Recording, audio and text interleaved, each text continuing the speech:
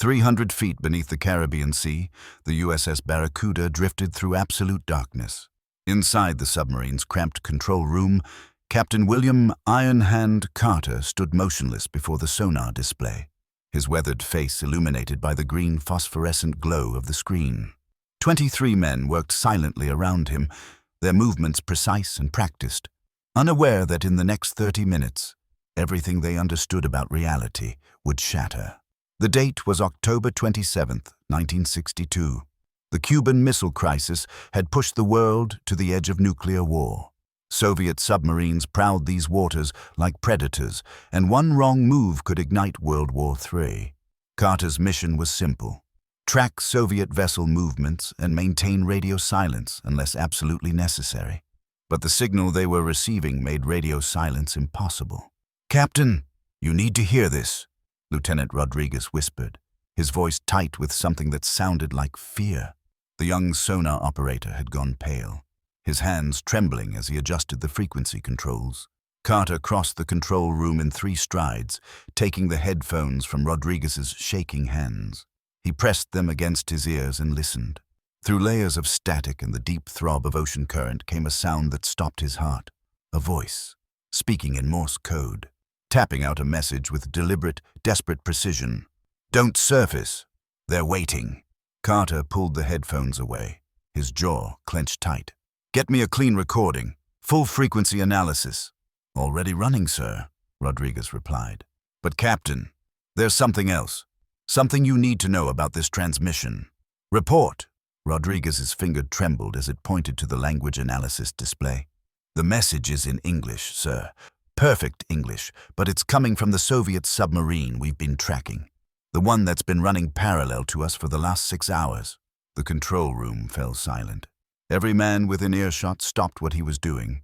Soviet submarines didn't broadcast in English. Not ever. It violated every protocol, every tactical doctrine. It was unthinkable.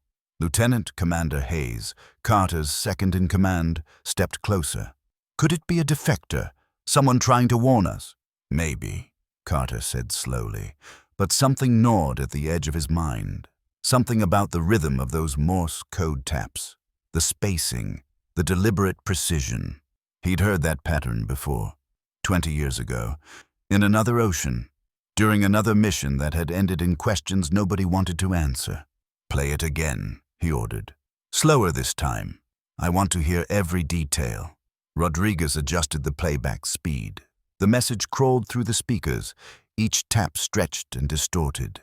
"Don't surface. They're waiting." Carter's blood went cold. It wasn't just the message. It was the voice behind it, the subtle variations in the tapping rhythm, the way certain letters were emphasized. He knew this pattern because he'd been trained to recognize it. Every submarine captain developed their own signature in Morse code, as unique as a fingerprint, and this signature belonged to him. "That's impossible," Hayes breathed, reading the analysis on Carter's face.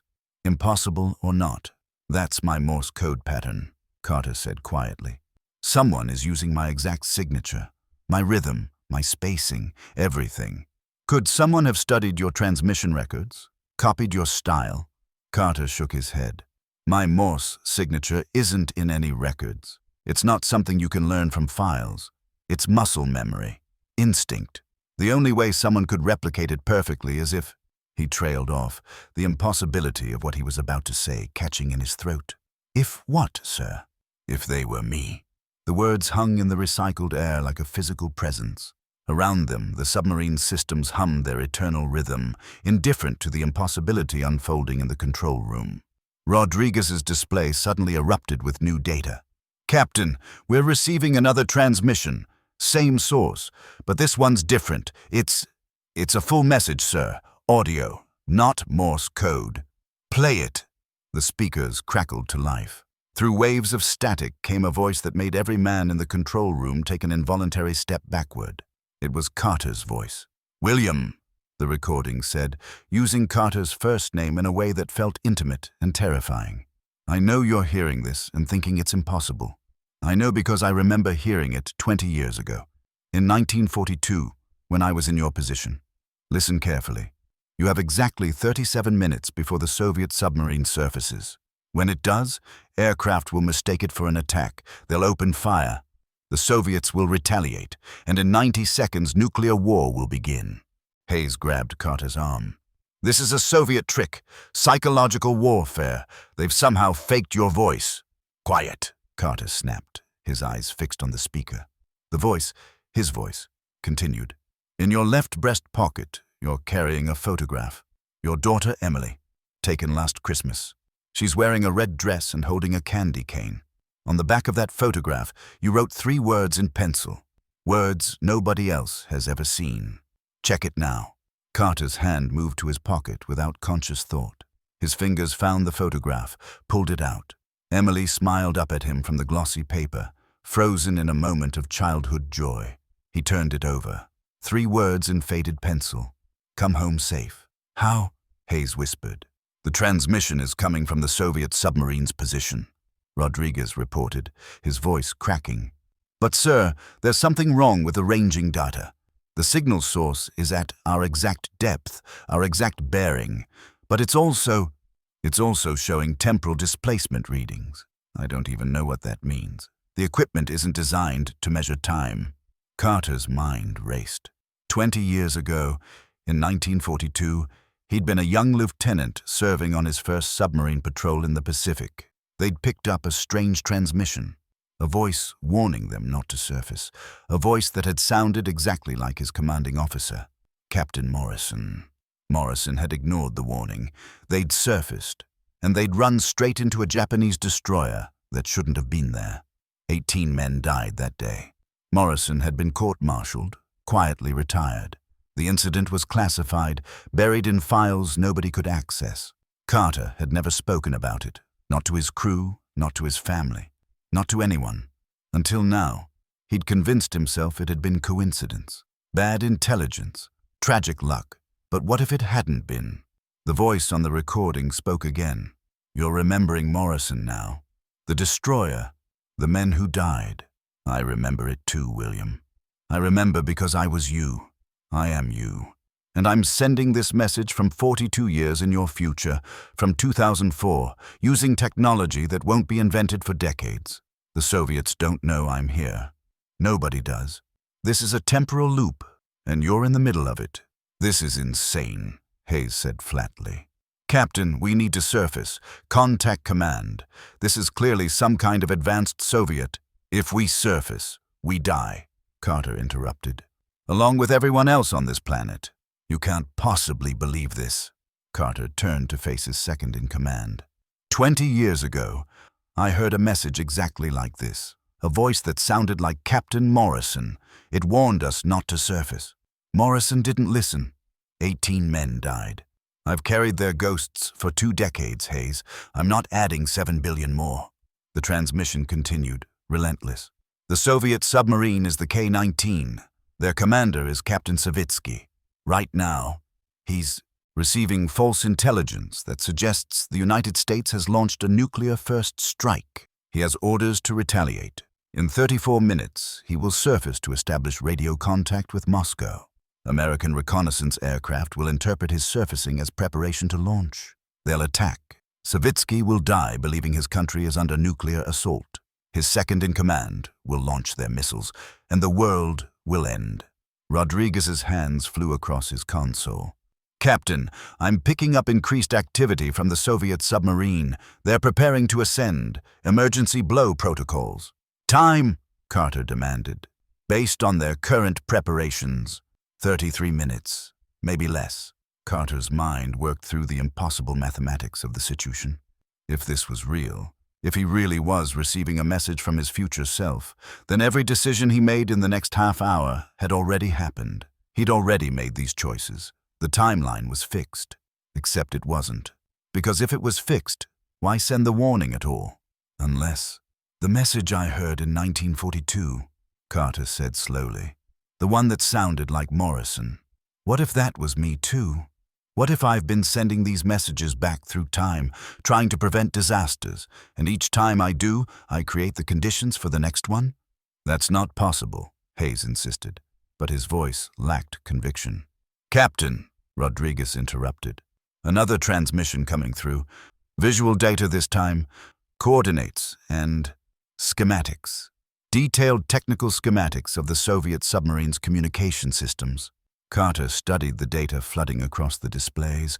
Whoever was sending this, whether it was really his future self or something else entirely, they had intimate knowledge of Soviet military technology, knowledge that shouldn't exist.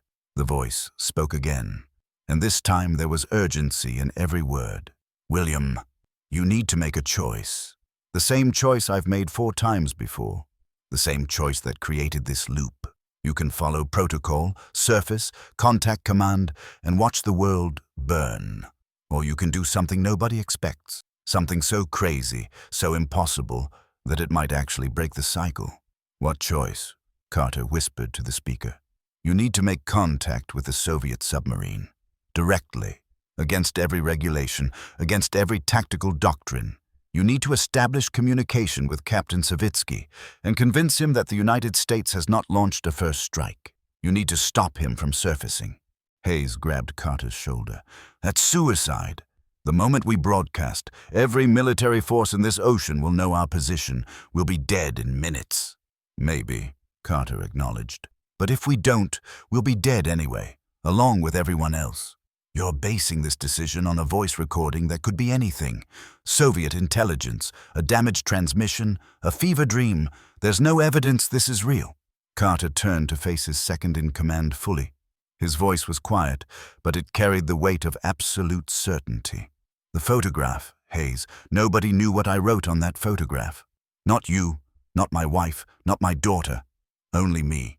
And whoever sent this message knew. Could be a lucky guess. Could be surveillance. With 3 exact words, written in pencil on the back of a personal photograph I carry in my pocket. Carter shook his head. No, this is real. I don't understand how. I don't understand why, but it's real. He turned to Rodriguez. Can you establish a secure communication channel with the Soviet submarine? The young operator's eyes widened. Technically, yes, but sir, it would violate. I know what it would violate. Can you do it? Yes, sir. Then do it. Now. Rodriguez's fingers flew across his console. Around the control room, the crew watched in stunned silence as their captain prepared to commit what amounted to treason. Captain Carter, Hayes said formally, I am officially logging my objection to this course of action. This violates direct orders from— Objection noted and logged, Carter interrupted. Rodriguez, status? Channel established. I'm getting a response. They're accepting the connection. Captain, they're as confused as we are. Carter picked up the communication handset. His hand was steady, but his heart hammered against his ribs. Soviet vessel K-19, this is Captain William Carter of the USS Barracuda. I am contacting you on an emergency channel to prevent a catastrophic miscalculation. Static. Then a voice, speaking heavily accented English. American submarine. You have violated protocol. Explain yourself immediately. Captain Savitsky, you are receiving false intelligence suggesting the United States has launched a nuclear first strike. This information is incorrect. I repeat, there has been no American launch. If you surface to verify this information, American reconnaissance aircraft will misinterpret your actions as preparation to launch. They will attack, you will retaliate, and nuclear war will begin. Silence. Long enough that Carter thought the connection had been lost. Then, how do you know my name? How do you know our intelligence? Because 20 years ago, I received a message exactly like the one I'm sending you now. A message from the future. A warning. I didn't believe it. 18 men died because of my disbelief. I won't make that mistake again. More silence. In the background of the Soviet transmission, Carter could hear raised voices, arguments, confusion. This is impossible, Savitsky said finally. Yes, Carter agreed. It is, but impossible or not, it's happening. Captain, I know you've been ordered to verify your intelligence by surfacing. I know your political officer is pressuring you to follow protocol. But if you surface, we all die. 7 billion people die, not just Americans, not just Soviets, everyone. Why should I trust you? Carter took a deep breath. Because right now, at this exact moment, you're thinking about your son. He's 8 years old. His name is Dmitri. He likes trains. Last week you promised him you'd build a model railway when you returned from this patrol. You're thinking that if there really is a nuclear war starting, you'll never see him again. You'll never keep that promise. The silence that followed was absolute. How? Savitsky's voice was barely a whisper. How could you know that? Because I'm thinking about my daughter Emily. She's 9. She likes horses. I promised her a riding lesson when I get home. And Captain, I am going to keep that promise. We both are, because we're going to do something nobody expects. We're going to trust each other. 30 seconds passed, the longest 30 seconds of Carter's life. Then, what do you propose? Carter felt something loosen in his chest. We both maintain our current depth. Neither of us surfaces. Neither of us transmits to our commands. We wait here, together, until this crisis passes, however long that takes. My government will think we are destroyed. So will mine. But we'll be alive, and more importantly, everyone else will be alive too. Another pause.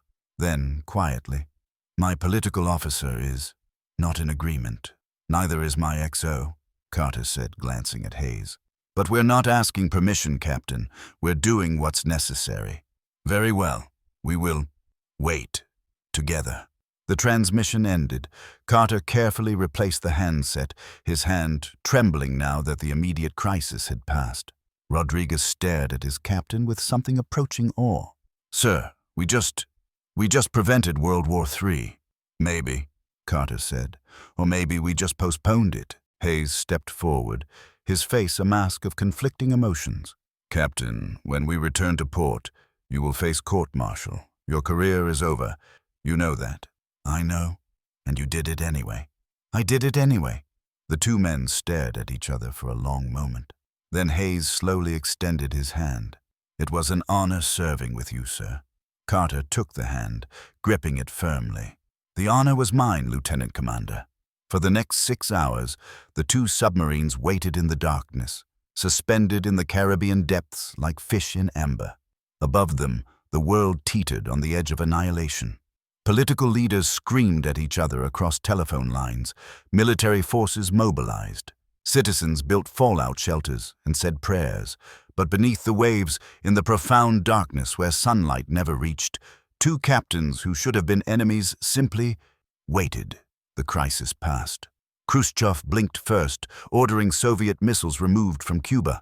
Kennedy declared victory. The world exhaled.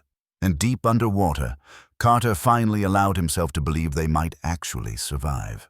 Captain, Rodriguez said softly, I'm receiving another transmission. Same source as before.